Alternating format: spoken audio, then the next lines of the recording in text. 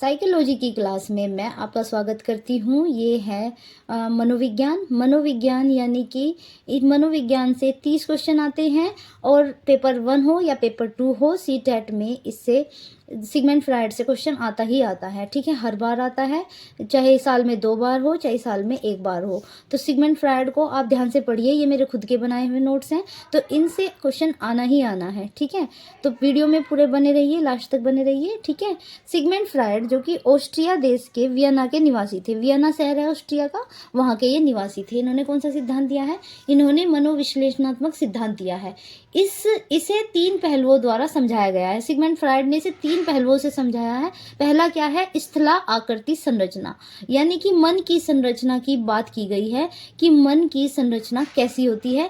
Freud ने मन की भी 3 दिशाएं बताई है। कौन सी? एक चेतन मन होता है, एक अचेतन मन होता है और एक अर्धचेतन मन होता है। जो चेतन मन होता है वो बातें ज़्यादा उसमें बातें होती हैं, लेकिन याद कम रख पाता है। अचेतन मन में जैसे कि कि लॉन्ग टर्म मेमोरी हो जाती है। अर्धचेतन में याद तो है लेकिन आता नहीं है। जैसे आप एग्जाम में आपने ये पढ़ लिया और फिर ये आपको याद, आपको सोचेंगे कि मैंने ये पढ़ा तो हुआ है लेकिन याद क्यों नहीं आ रहा है। तो ये सिगमंड फ्रायड ने मन की 3 दशाएं बताई है। दूसरी इन्होंने संरचना की है गत्यात्मक संरचना। इसमें क्या है? व्यक्तित्व संरचना। पहले वाले में इन्होंने मन की संरचना की बात कही है, दूसरे में व्यक्तित्व, यानी कि इन व्यक्ति का चरित्र कैसा है, व्यक्तित्व कैसा है, इसकी भी फ्रायड ने 3 दशाएं बताई है। कौन सी? इड, ईगो और सुपर ईगो। इससे क्वेश्चन जरूर आता है कि इड, ईगो और सुपर ईगो कौन सी संरचना है। तो आंसर ऑप्शन में आपको दे देंगे सत्यात्मक संरचना या फिर कुछ और ऑप्शन में दे देंगे आपको। ठीक है, तो आपको ये याद रखना है, ये गत्यात्मक संरचना है। ठीक है, इड सुखवादी सिद्धांत। इड जो होता है वो सुख ही मांगता है। जैसे कि आप अब पढ़ना नहीं चाहते, आप इसको स्क्रॉल कर देंगे, आप सोचेंगे कि हमें नहीं पढ़ना है और हम किसी और से पढ़ेंगे। तो जिसमें आपको इंटरेस्ट आए, जैसे कि आपके सामने कोई वीडियो आ गई हंसी की, ठीक है, कॉमेडी वीडियो आ गई, तो आपको सुख उसमें ज़्यादा मिलेगा क्योंकि आप में उसमें हंसी आएगी। तो हर इंसान हंसना चाहता है और कोई इंसान दुखी होना नहीं चाहता। तो जो ईड है वो सुखवादी सिद्धांत है।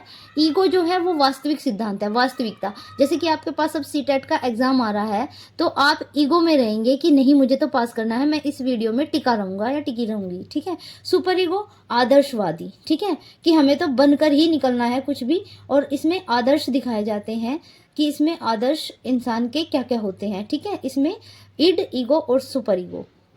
इड क्या होगा? यह इच्छाओं का भंडार होता है।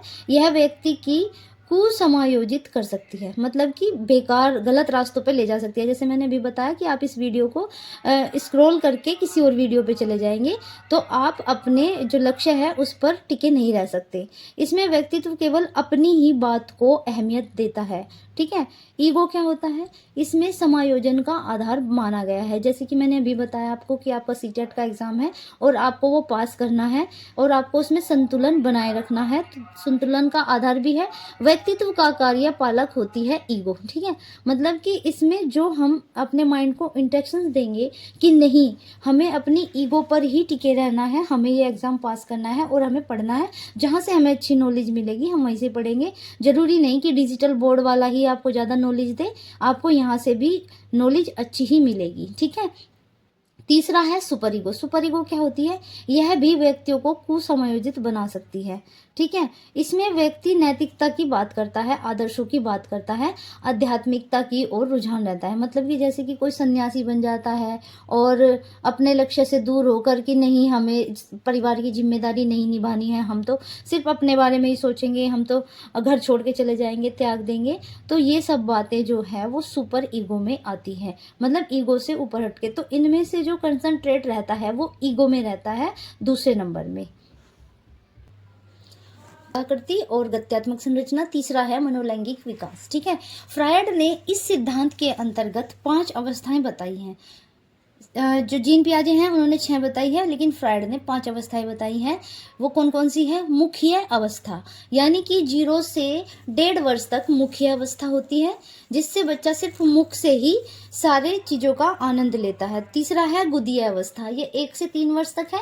लैंगिक अवस्था 3 से 5 और अदृश्य अवस्था 5 से 12 वर्ष। और 5वीं है जनेंद्रिय अवस्था 12 के बाद। फ्रायड ने बालक के विकास पर उसकी काम प्रवृत्तियों का प्रभाव पड़ता है, मतलब बालक के विकास पर उसकी जो काम प्रवृत्तियां हैं ना, उसका प्रभाव पड़ता है। मन की दशाएं, इन्होंने फ्रायड ने मन की दशाएं भी बताई है। फ्रायड ने बर्फ की चट्टान का उदाहरण देकर मन की दशाओं को समझाया है।